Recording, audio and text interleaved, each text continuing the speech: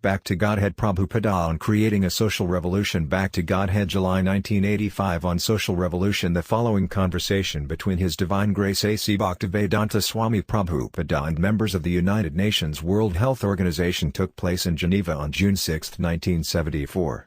Srila Prabhupada, all over the world, or anywhere in the world, you can make this experiment, just as we are doing. Live very simply, be self-sufficient, get your necessities not from factories but from the farmland. And glorify God's holy names. In this industrial setup, capitalist or communist, only a few big men can be happy, so-called happy, at the expense of the other people. And because the others are being exploited or simply left unemployed by this corrupt few, the others also become corrupt. They try to avoid all work and sit idly. Or else they do not work honestly. And so many other things.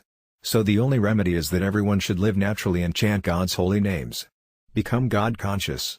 This remedy is simple, and here you can see some of the results.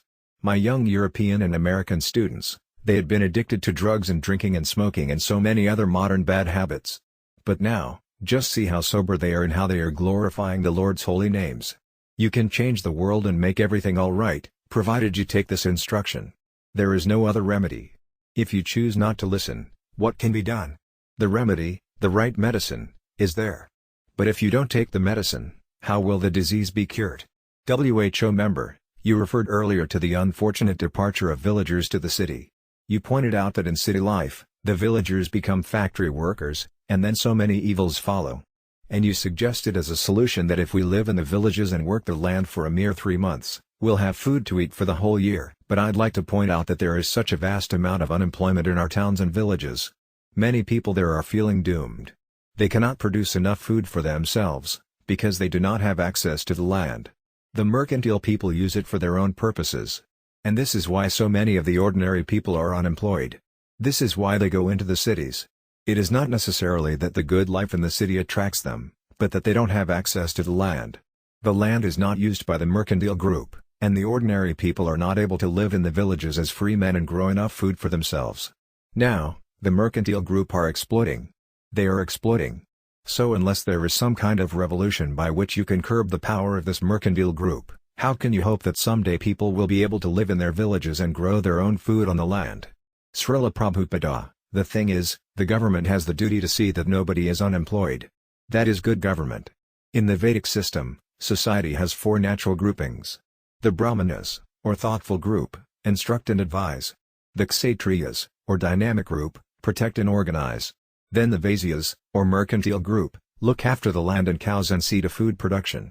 And the Sudras, or laboring group, assist the other groups. Now, this means that the government should be composed of dynamic Kshatriyas, who will protect everyone else and make sure the various groupings are doing their duties. The government has to see that everyone is properly employed. Then the whole problem of unemployment will be solved. WHO member, but at present the mercantile group are also in the government. In fact, they are entrenched. They have a very strong voice in the government, and in many instances they are outright officials in the government. Srila Prabhupada, no, that means bad government. WHO member, yes, that is true. Srila Prabhupada, that is bad government. The mercantile group should have nothing to do with the government. Otherwise, how can the government see, with no ulterior motives, about everyone's employment? The government should encourage the mercantile group to use their ingenuity freely, but not to devise unnatural industries that come and go and leave people unemployed. The government has to see that everyone is properly employed. WHO member, that's what I am looking forward to, the day when the Krishna consciousness movement can become a real revolutionary movement that will change the face of society. Srila Prabhupada, yes. I think it will bring revolution, because the American and European people are taking it to heart. I have introduced it to them, and they're very intelligent, they take everything very seriously. We have been working only a few years, and yet we have spread this movement all over the world. If people take it seriously, it will go on, and there will be revolution. Because we are not working whimsically, capriciously. We are taking authoritative direction from the Sastra, the scripture. There is so much information here. People can read all these books and get information. If they take it seriously, it will bring revolution.